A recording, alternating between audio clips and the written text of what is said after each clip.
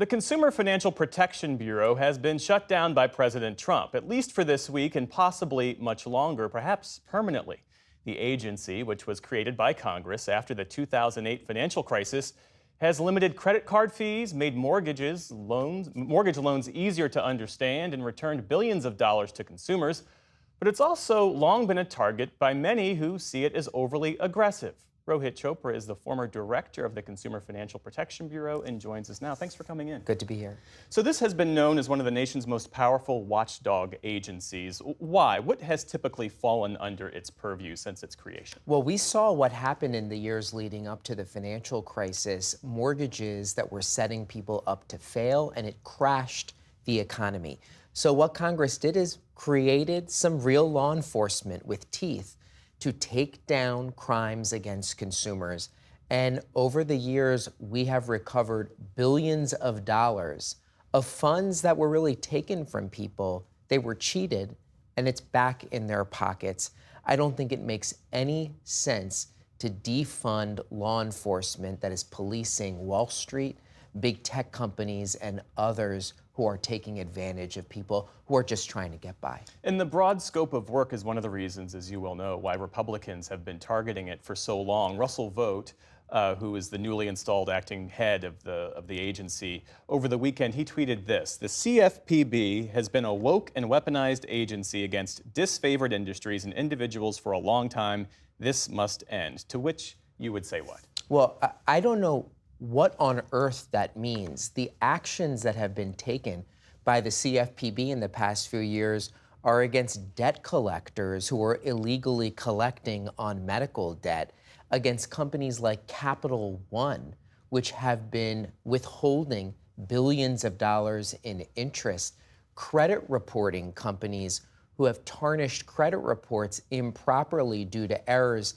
These are things that people of every political stripe want to protect themselves again, and often consumers do not have much power against some of the biggest corporations in America, and that's what the CFPB does to level the playing field.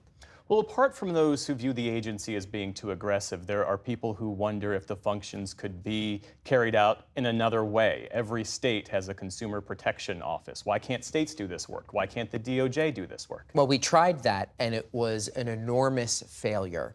That's one of the reasons why there was a mortgage crisis. There was not a dedicated group of law enforcers focused on this. If people want to play some sort of game of musical chairs that feels like pretext for actually wanting to sweep crime under the rug by some of the most powerful people in America, and that's just totally wrong. During the first Trump term, the agency at one point requested a budget of $0. This was back when Mick Mulvaney was the interim head of the agency, and this was done as a way to defang its enforcement actions. What was the impact then, and what's the comparison between what was done then and what the Trump administration is trying to do now? Well, when I took over as director of the CFPB, there was not much oversight over big companies. In some ways, there was concerns that it was just focused on small-scale actors.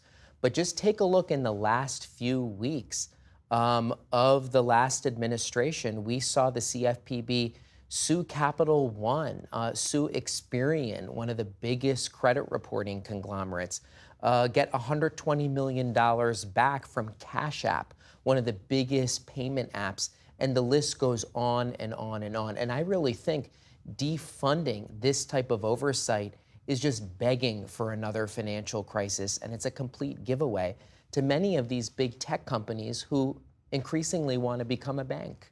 What are the implications of this current shutdown? What work is not getting done? Well, that's what I want to know, and we have to figure out, are all of the investigations that were in advanced stages, is all of that going to simply be deleted?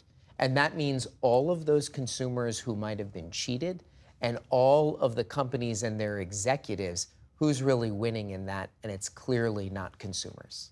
Rohit Chopra, former director of the Consumer Financial Protection Board. Thanks so much. Thanks.